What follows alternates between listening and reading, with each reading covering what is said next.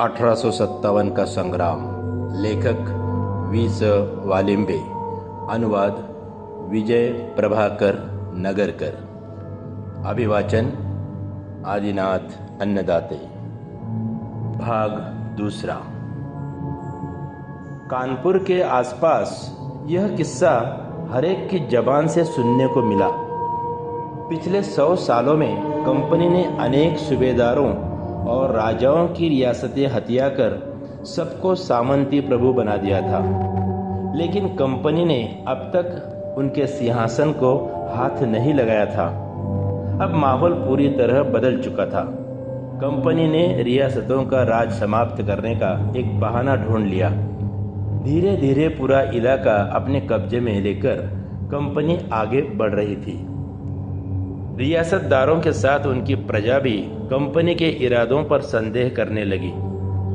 उन लोगों के मन में यह डर पनपने लगा कि हमारा स्वराज अब खतरे में पड़ गया है। घमंडी अफसरों ने इस बदलते माहौल को नज़रअंदाज किया था। जनमानस में विदेशी राज के प्रति विद्रोह बढ़ रहा था। कंपनी को अपनी सेना पर पूरा भरोसा था। उसे मालूम हो गया था कि कोई भी रियासत कंपनी से मुकाबला नहीं कर सकती। कंपनी के पास 3 लाख सिपाहियों की फौज तैयार थी। इतनी ताकत अब किसी भी राजा के पास कहाँ बची थी। कंपनी के इन 3 लाख सिपाहियों में अंग्रेज सिपाहियों की संख्या सिर्फ 15,000 थी। कंपनी को अपने अनुभवों से मालूम हो गया था कि बाकी सभी देसी सिपाहियों पर उनका रौब चलता है। कंपनी सरकार को यह मालूम होने में बहुत समय लगा कि देसी सिपाही अब उनके प्रति बिफर गए हैं। प्रजा भी जान गई थी कि हमारा स्वराज खतरे में पड़ गया है। देसी सिपाहियों में स्वधर्म पर मंडरा रहे संकट के विचारों से असंतोष बढ़ रहा था। कंपनी अब तक पुराने ब्राउन बेस बंदूकों का प्रयोग कर रही थी। 1857 के शुरुआत से ही लश्करी यानी सैनिक थाने पर नई बंदूकें मंगाई जाने लगी। इन नई बंदूकों की खासियत यह थी कि वह दूर का निशाना लगा सकती थी। इंग्लैंड के एनफील्ड में तैयार होने के कारण उसी नाम से बंदूक का नाम मशहूर हो गया था। हिंदुस्तान में दमदम और अंबाला शहर में भी इस बंदूक का निर्माण कार्य शुरू किया गया, लेकिन उसका पुराना नाम एनफील्ड ही बरकरार रहा। इस एनफील्ड बंदूक में कारतूस भरने के लिए उसके ऊपरी हिस्से पर चर्बी लगाई जाती थी और यह चर्बी दांतों से निकाली जाती थी। कभी कभी चर्बी का टुकड़ा मुंह में आ जाता था। देसी सिपाहियों में यह बात फैल गई कि यह चर्बी गाय अथवा सूअर से निकाली जाती है। फिर तो सारा माहौल ही बदल गया। सिपाहियों में असंतोष की ज्वाला भड़क उठी। हिंदुओं में गाय पूजनीय होती है, इसके विपरीत मुस्लिमों में सूअर नापाक। हमारा धर्म भ्रष्ट करवाकर हमें ईसाई धर्म स्वीकार करने के लिए सरकार मजबूर कर रही है, इसीलिए नई बंदूकें लाई गई है। यह धारणा देसी सिपाहियों के मन में पक्की हो गई। लगभग उन्हीं दिनों क्रीमिया में रूस और इंग्लैंड के बीच युद्ध हुआ था। इस लड़ाई की खबरें दिल्ली तक पहुंचने लगी। दिल्ली के आसपास के साधु, बैरागी और मौलवी फकीर आदि यात्रा करते हुए गाँव में पहुंच जाते। वहां गाँव वासियों को समझाते कि इस युद्ध में इंग्लैंड की विजय हुई है, लेकिन फिरंगियों के असंख्य सैनिक मारे गए हैं। हजारों अंग्रेज महिलाएं विधवा हो गई है। सरकार संकट में पड़ गई है। अब इन विधवाओं का क्या करें? कुछ अधिकारियों ने इन विधवाओं को हिंदुस्तान भेजने की सलाह दी है। उनकी सलाह के अनुसार अब इन विधवाओं की शादी हिंदुस्तान के सरदार रियासतदारों के लड़कों से रचाई जाएगी। इन विवाहों के बाद उनकी संतति ईसाई बन जाएगी। इसका सीधा लाभ ईसाई धर्म को मिलेगा। अब आने वाले दिनों में हिंदुस्तान के सभी रियासतों पर ईसाई धर्मावलंबी लोगों का वर्चस्व बढ़ जाएगा। इस प्रचार के फलस्वरूप जनता में विचार मंथन होने लगा। अब इस संकट का मुकाबला कैसे किया जाए? गांवों और फौजी बैरकों में फैलकर यह चर्चा अब अंग्रेज अफसरों के बंगलों तक पहुंचने लगी। अंग्रेज महिला वर्ग में चिंता का माहौल पैदा हो गया। अंग्रेज पुरुष वर्ग घर में कहने लगे, बगावत की बातें करना आसान है, लेकिन बगावत करना इतना आसान नहीं है। देसी सिपाहियों का यह बकवास है। अगर वे बगावत करेंगे तो न घर के रहेंगे न घाट के। बड़े साहब के सामने उनका खोई बस नहीं चलेगा। सबको अपनी नौकरी से हाथ धोना पड़ेगा। डरने की कोई बात नहीं है।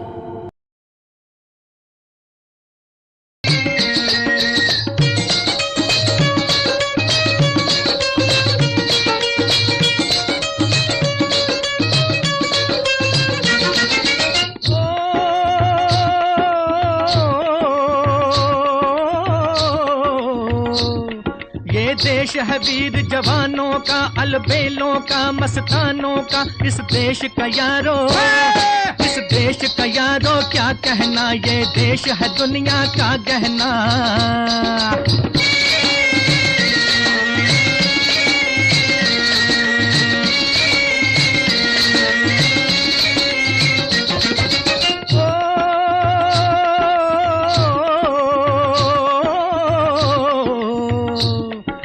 चौड़ी छाती वीरों की, यहाँ भोली शक्लें हीरों की। यहाँ गाते हैं रांझे, यहाँ गाते हैं रांझे मस्ती में। मचती हैं धूमें बस्ती में।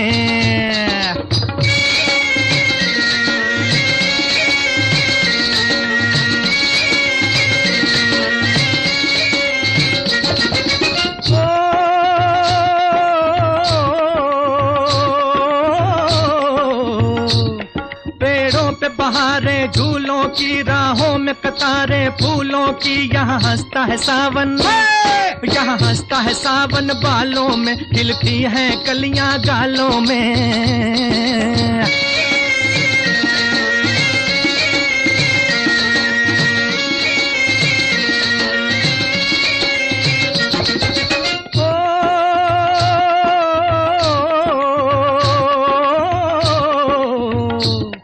कहीं दंगल शौक जवानों के, कहीं करतब तीर कमानों के। यहाँ नित नित मेले, यहाँ नित नित मेले सजते हैं। नित ढोल और ताशे बजते हैं।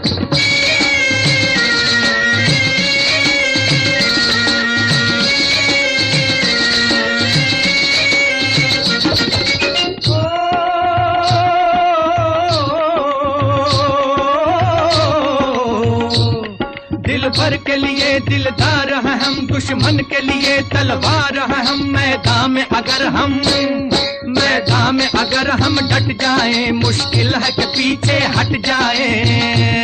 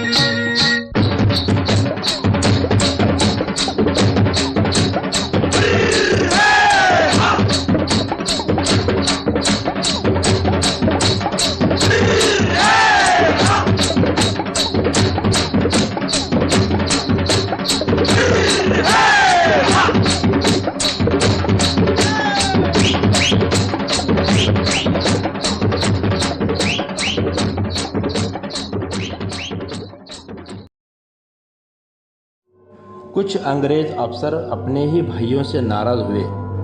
हिंदुस्तानी लोगों के बारे में कंपनी सरकार बेफिक्र थी। सर चार्ल्स नेपियर को यह नज़रिया बिल्कुल पसंद नहीं आया। उन्हें हिंदुस्तान की पूरी जानकारी थी। उन्होंने इस देश और जनता को करीब से देखा था। इसलिए उन्होंने कहा, जब कभी असंतोष की ज्वाला भड़क उठेगी तब उसे बुझाना आसान नहीं होगा। आसमान टूट पड़ेगा, तभी आपको असलियत का पता चलेगा। इस असंतोष का चेहरा भयानक हो सकता है। फ्रेडरिक शोर ने भी इसी बात की ओर इशारा किया था। कलकत्ता से प्रकाशित इंडिया गैजेट में उसने लिखा, कंपनी सरकार ने यहाँ के लोगों पर अपने कारोबार से धाक जमा लिया है। सरकार का अनुशासन प्रशंसनीय है, इसके बावजूद यहाँ के लोग कंपनी सरकार की सत्ता स्वीकार नहीं करेंगे। वे इस सरकार को विदेशी हुकूमत के नज़रिए से देखते हैं। इस सच्चाई को हमें जान लेना चाहिए। इस तरह के समाचार पढ़कर जनरल हियर्सी बेकाबू हो जाता था। वह अंगारे बरसा कर कहता, मैं यह स्वीकार करता हूँ कि नई बंदूकों से देसी सिपाही नाराज हुए हैं, लेकिन सिर्फ इस बात को लेकर कोई विद्रोह नहीं कर सकता। यह सब कंपनी सरकार को माँ बाप मानते हैं। मुझे इस बात पर पक्का भरोसा है। कोई कंपनी सरकार के पक्ष में बोल रहा था तो कोई देसी सिपाहियों के पक्ष में। वह 29 मार्च का दिन था, रविवार की छुट्टी। बैरकपुर की छावनी में सभी तरफ सन्नाटा छाया हुआ था। किसी भी तरह की चहल पहल नहीं थी। रविवार की रात में नशीला बॉल डांस हुआ था। हियर्सी की आंखों में रात का खुमार शेष था। वह अपने कार्यालय में डाक देख रहा था। कलकत्ता से प्राप्त एक पत्र ने उसका ध्यान खींच लिया। उसमें लिखा था, विभिन्न स्थानों से समाचार मिल रहे हैं। देसी सिपाहियों में असंतोष बढ़ रहा है। बहरामपुर में कोई हादसा हुआ है। हमें छावनी के हर सिपाही पर कड़ी नज़र रखनी चाहिए। यह पत्र पढ़कर हियर्सी को हंसी आ गई। वह अपने आप से बुदबुदाया, हमारा बैरकपुर तुम्हारे बहरामपुर जैसा नहीं है। कलकत्ता के इन विद्वानों को कोई ये समझाए। एक दिन हियर्सी आराम फरमा रहा था, तभी एक अंग्रेजी सिपाही दौड़ते हुए अंदर आया। उसने खबर दी, सर, एक देसी सिपाही पागल हो गया है। वह कुछ भी हरकत कर सकता है। मैदान के बीचों बीच खड़ा होकर सिपाहियों को भड़का रहा है। इस वक्त वह कुछ भी कर सकता है। हियर्सी चौंक गया। उसके पलटन में उसके 2 जवान लड़के भी भर्ती हुए थे।